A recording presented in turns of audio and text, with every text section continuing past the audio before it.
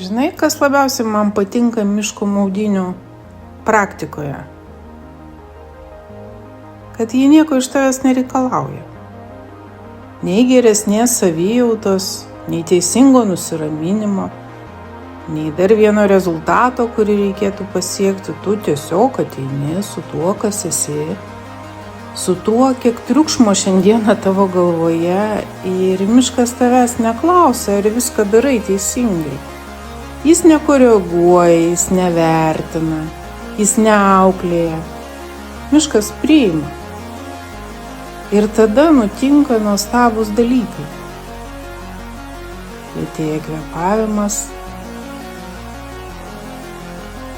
pečiai numeta nuo savęs senas įtampas, akis nustoja ieškoti, jos ima matyti.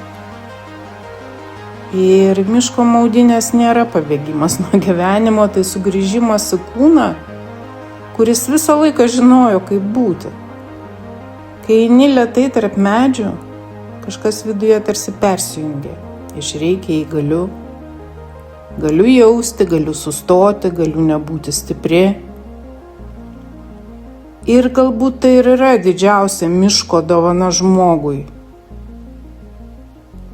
Jis leidžia tau nors trumpam būti